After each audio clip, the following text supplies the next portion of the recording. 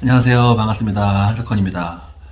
이번 시간에도 지난 시간에 이어서 책 읽기 시간을 갖도록 하겠습니다. 사람의 마음을 움직이는 황금률, 카네기 인간관계 30가지 원칙을 읽어보도록 하겠습니다. 오늘 이 시간에는 원칙 12번째를 읽어보겠습니다. 잘못을 했다면 즉시 분명한 태도로 그것을 인정하라 입니다.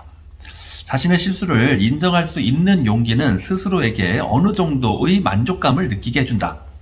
그것은 방어적인 마음을 사라지게 할 뿐만 아니라 실수로 인한 문제 해결에도 도움이 된다. 자신의 실수를 인정할 수 있는 용기는 스스로에게 만족감을 준다라고 합니다. 뉴욕의 우리 집 바로 옆에는 숲이 울창한 포레스트 공원이 있습니다. 봄이 되면 그곳은 딸기나무에 하얀 꽃이 만발하고 다람쥐가 보금자리를 만들어 새끼를 기르고 우거진 잡초들은 말의 키만큼 무성해집니다. 이 숲의 모습은 콜럼버스가 미 대륙을 발견한 당시와 별로 다를 바가 없는 듯 했습니다. 아주 숲이 우거진 그런 공원입니다. 데일 카네기는 보스턴산 불독인 렉스를 데리고 자주 이 공원을 산책했습니다. 렉스는 사람을 잘 따르고 사람이나 동물을 문 적이 없었습니다. 게다가 공원에서 사람과 마주치는 일이 거의 없었기 때문에 렉스에게 개줄이나 입마개를 채우지 않고 다녔습니다. 하루는 공원에서 순찰하는 위압적인 태도의 기마경찰과 마주쳤습니다. 공원에서 개줄이나 입마개를 하지 않고 개를 데리고 다니면 어떻게 하자는 겁니까? 그것이 위법이라는 것을 모릅니까? 네, 잘 알고 있습니다. 하지만 이 개는 사람을 해치지 않을 거라고 생각했습니다. 나는 공손하게 대답했습니다. 해치지 않을 거라고요? 법은 당신이 생각하는 것과는 달라요. 저 개가 다람쥐나 어린 아이를 물지도 모릅니다. 이번에는 그냥 넘어가겠지만 다음에 또 이런 일이 있으면 즉결 재판을 받아야 할 겁니다. 그 후 며칠간은 약속을 지켰는데 렉스가 입마개를 싫어했고 나 역시 억지로 씌우고 싶지 않아서 그대로 데리고 다녔습니다. 한동안 아무 일도 없었습니다. 어느 날 렉스와 내가 언덕을 넘어서는데 갑자기 맞은편에서 나타난 밤색 깃털의 말을 탄 기마경찰과 마주치게 되었습니다. 내가 말릴 틈도 없이 렉스는 곧장 경찰관 쪽으로 뛰어갔습니다. 경찰관이 먼저 말을 하기 전에 나는 얼른 선수쳤습니다. 죄송합니다. 제 잘못입니다. 알리바이도 변명할 것도 없습니다. 지난주에 이미 경고하신 일이므로 당연히 제가 처벌을 받겠습니다. 저는 조그만 개라면 아무도 없을 때 밖으로 데리고 나와 달리게 하고 싶은 유혹도 생길 것 같군요. 경찰은 부드럽게 대답했습니다. 아닙니다. 유혹을 받은 것도 사실이지만 법을 위반하는 것도 사실이지요. 그러자 경찰이 하지만 이렇게 작은 개가 누구에게 해를 끼치겠습니까? 아닙니다. 다람쥐를 죽일 수도 있습니다. 그것은 지나친 생각입니다. 이렇게 하면 어떻겠습니까? 개를 데리고 저 언덕을 넘어 제가 볼 수 없는 곳으로 가십시오. 제가 못 본 것으로 하지요. 라고 경찰은 말했습니다. 경찰도 인간이기 때문에 자기 존재의 중요성을 인정받고 싶었던 것이었습니다. 내가 스스로 잘못을 인정했을 때 그의 자부심을 만족시키는 유일한 방법은 나를 용서함으로써 자신의 넓고 큰 도량을 보여주는 것이었습니다. 만일 내가 변명을 하려고 했다면 어떻게 되었을까요? 상상해 보십시오. 경찰관과 논쟁을 한다면 어떻게 되었을까요? 자신의 잘못을 알았다면 상대방이 비난하기 전에 먼저 스스로 분명한 태도로 그것을 인정하세요. 그러면 상대방은 할 말이 없어집니다. 상대방이 비난보다는 스스로의 비난이 훨씬 마음이 편합니다. 상대방의 비난보다는 스스로의 비난이 훨씬 마음이 편합니다. 십중팔구 상대방은 관대해지므로 이쪽의 잘못을 용서하는 태도로 나올 겁니다. 나와 렉스를 용서한 경찰관처럼 자신의 실수를 인정할 수 있는 용기는 스스로에게 어느 정도의 만족감을 줍니다. 그것은 방어적인 마음을 사라지게 할 뿐만 아니라 실수로 하여금 문제 해결에도 도움이 되는 경우가 많습니다. 남북전쟁 당시 총사령관 로버트 장군은 게티스버그 전투에서 부하인 피케트 장군이 저지른 전투 실패를 자신에게 돌렸습니다. 피케트 장군의 진격 작전은 전쟁사에서 그 유래를 찾아볼 수 없을 만큼 가장 빛나고도 멋진 공격이었습니다. 피케트 장군은 용맹스런 군인으로 그의 붉은 갈색 머리는 어깨를 닿을 듯했고 이탈리아 전선의 나폴레옹처럼 전쟁터에서도 아내에게 열렬한 연애 편지를 썼습니다. 비오는 7월 어느 날 오후 피케트 장군은 모자를 비스듬히 쓴 후 말에 올라타 북군을 향해 진격을 시작했습니다. 그를 신뢰하는 부하들은 환호성을 지르며 뒤를 따랐습니다. 군기는 펄럭이고 총검은 태양 아래서 빛을 발하고 있었습니다. 이를 바라보는 적군의 진영에서조차 감탄사가 터져나왔습니다. 피케트 장군의 부대는 파죽지세로 나아갔습니다.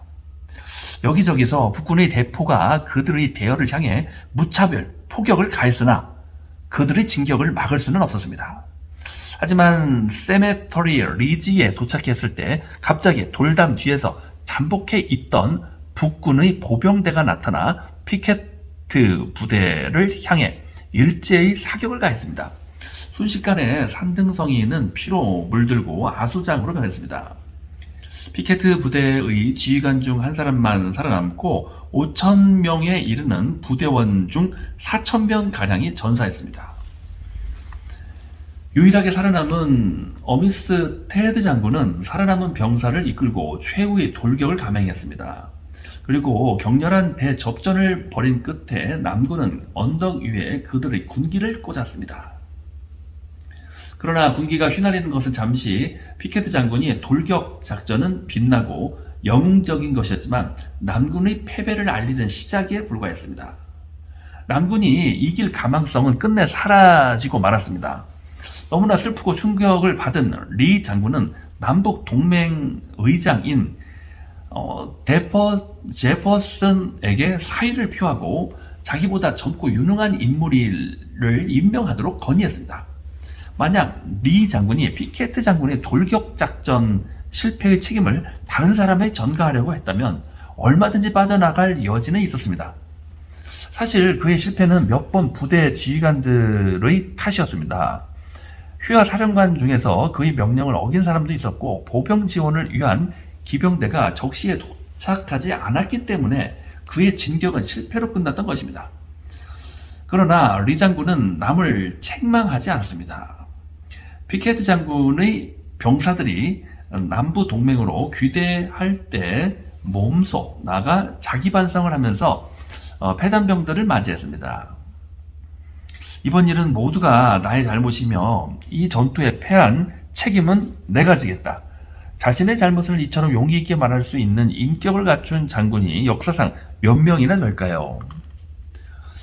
엘버트 후버드는 미국 전역을 열광하게 만든 독창적인 작가 중 한 사람이었습니다. 그의 문체는 때로는 격렬한 비난을 받기도 했지만 그는 사람을 잘 다룰 줄 알았기에 가끔 적을 친구로 만들기도 했습니다. 가령 독자로부터 어떤 글이 마음에 들지 않는다면서 심한 항의가 들어오면 그는 다음과 같은 답장을 보냈습니다. 실은 나 자신도 그 문제에 대해 큰 의문을 느끼고 있었습니다. 어제 쓴 글이라 해도 오늘 다시 읽어보면 마음에 다 들지는 않습니다. 이 분야에 대한 귀하의 의견을 알게 되어 저는 매우 기쁩니다. 다음에 이곳으로 오실 일이 있으면 저를 방문해 주십시오. 이 점에 대해 귀하의 의견을 들었으면서 함께 검토해 봤으면 합니다. 서로 멀리 떨어져 있지만 저의 악수를 보냅니다. 엘버트 후버드 드림. 당신을 이렇게 대해주는 사람에게 무슨 말을 할 수 있을까요? 당신의 생각이 옳을 때는 있고 재치 있는 방법으로 상대방을 설득해 보십시오. 또 당신의 생각이 잘못된 경우에는 잘 생각해 보면 자기가 틀렸을 경우도 매우 많다. 즉시 분명한 태도로 잘못을 인정하십시오.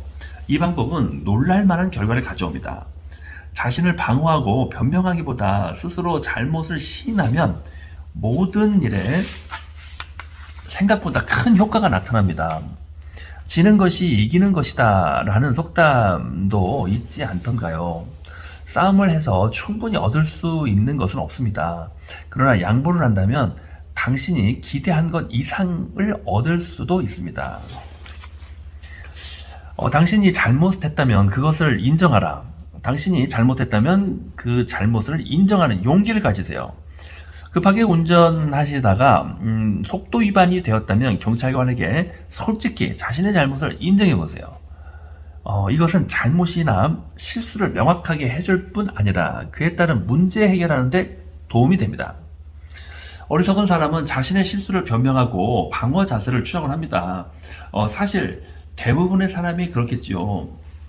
하지만 자신의 잘못을 인정하는 용기를 가진 사람은 보통 사람들이 느낄 수 없는 환희를 경험할 수 있습니다. 이 세상에서 가장 어려운 것 중의 하나는 자신의 잘못을 인정하는 것입니다. 13번째 원칙, 우호적인 태도로 말을 시작하라. 사람들을 강제로 밀어붙여서는 결코 자기 의견에 동의하게 만들 수 없다. 그러나 부드럽고 친절한 태도로 대화를 나눈 상대방의 마음도 바꿀 수 있다. 부드럽고 친절한 태도로 대화를 나눈다면 상대방의 마음도 바꿀 수 있다. 사람들을 강하게 밀어붙여서는 결코 자기 의견에 동의하게 만들 수 없다. 어떤 문제로 화가 났을 때 상대방에게 하고 싶은 말을 퍼붓고 나면 가슴이 후련해지는 경험을 해본 적이 있을 것입니다. 어떤 문제로 화가 났을 때 상대방에게 하고 싶은 말을 퍼붓고 나면 가슴이 후련해지는 경험을 해본 적이 있을 것입니다. 그러면 상대방은 어떨까요? 그 사람도 당신처럼 가슴이 후련할까요? 호되게 당하고 나서도 흔쾌히 당신이 원하는 대로 움직여 줄까요? 월슨 대통령은 이렇게 말했습니다. 만일 상대방이 주먹을 불끈 쥐고 나에게 대든다면 나도 지지 않고 두 주먹을 움켜줄 것이다. 그러나 상대방이 나에게 다가와 서로 잘 의논해 봅시다. 만일 우리가 서로 다른 견해를 가지고 있다면 무슨 이유 때문인지 서로 무엇이 다른지 알아봅시다. 라고 솔직함과 선의를 가지고 부드럽게 대한다면 결국 의견의 차이는 생각보다 쉽게 해결될 것입니다.